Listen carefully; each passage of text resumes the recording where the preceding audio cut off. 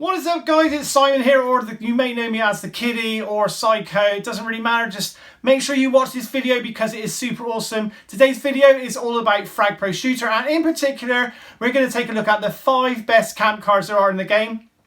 Now, the camp cards are pretty good overall. Some are not so good, but the top 5 are pretty good, and especially the very top 2 are so good. It's very difficult to, it's 50-50 as to which is the top one out of the 2. And you may know who I'm going to be talking about. As a side note, you might be interested to win 1,000 gold. If you are interested in winning 1,000 gold, make sure you watch the whole video and tell me how many kills I get with the camp cards in this video. And I will select a random winner and I'll contact you, and I will then painstakingly watch 20 videos to give you that 1,000 gold.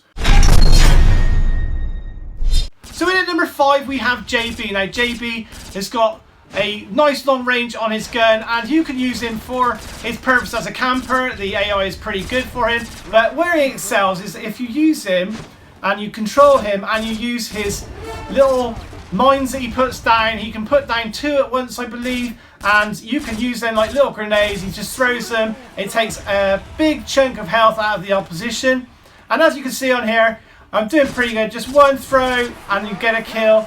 Obviously the really beefy characters, they take a lot of hits, but you've got this range, you've got a really long range on him. You don't need to get too close. He shoots quite accurately as well. You can see you can pick up the kills quite easily. He's not used a heck of a lot out there, but you may want to try and use him because you will find that picking up kills can be quite easy with this guy when he's not being used by the AI.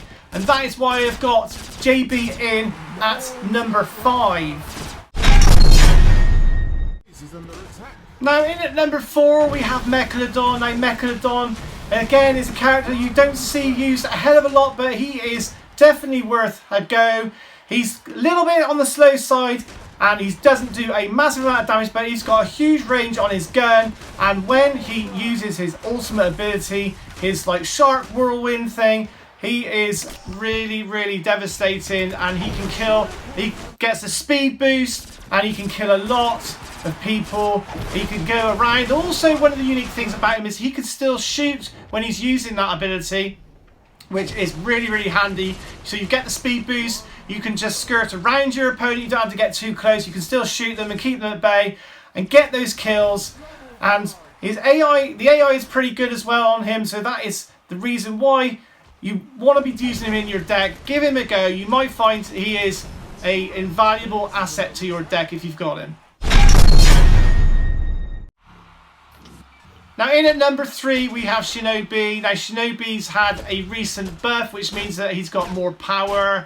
He stays teleported for longer, and which means that ultimately he can get the kills better, and you'll find that he's got a 200-meter range on his shot, so he can shoot from the other from his base. He can shoot you, and then he can teleport behind the opponent and get those shots before he gets transported back to the base. And you'll see him quite a lot on the battlefield now since he's had that buff, and I've been using him and having a little go with him, and you can see the devastating damage he's able to do when he gets in behind somebody. As you can see here, he gets the 1 kill, he gets the 2 kills, takes out 2 important cards within seconds before he goes back to his base, and that is why Shinobi is a great number 3 on the grid. Now in at number 2 we have Tsugeki Can, and this is really a bit of a toss-up between Tsugeki Can and the number 1 as to who is the best. I think some of it depends on the map, some of it depends on your playing style. But again, Tsugeki Can had a big boost in one of the recent updates, which means to say her ability, which was really poor before, is now really awesome. And you can use her and you can dominate the battlefield, especially on the pit. That is where she probably reigns supreme over all the other camp cards because it's such an open area. She can target lots of people at once. You can target up to like the whole deck. She can do 5 targets and it does a lot of damage, so much so that the weaker fraggers can be taken out in like 1 hit. She's accurate with the gun. As you can see on here, I'm dominating the middle of the bridges here. I mean, admittedly it's only against AI opponents, but you get the gist that she can get rack out lots of kills. You sometimes go against people that have got Tsugeki can, and they will dominate you with it if you're not careful. So definitely, if you've got Tsugeki can, put her in your deck, have a go with her. The AI is pretty good on her, and you controlling her, you can get lots and lots of kills and dominate the map using her. Now in at number 1 we've got Solartron. Now everybody probably knows that Solartron was one of the best ones, and like I said before, it's a toss-up as to whether Solartron or Tsugeki can is the number 1 camp card to have out there, so I'll leave that to you to decide.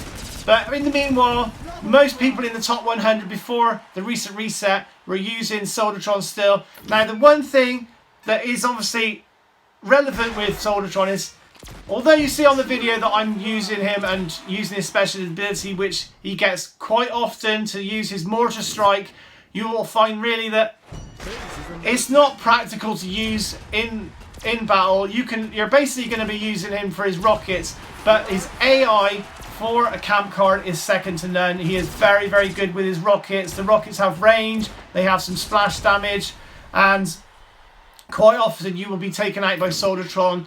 If you're not taken out by his mortar or damaged by his mortar, you will get taken out by his AI, because he is very, very good with it. And that is the reason why Solartron is still on here as number 1. But like I said, it's a toss-up between the two. The one advantage of Tsugeki can is you can control her on the battlefield. Anyway guys, I hope you enjoyed this video. If you did enjoy this video, don't forget to smash that like button, because that'll be super awesome.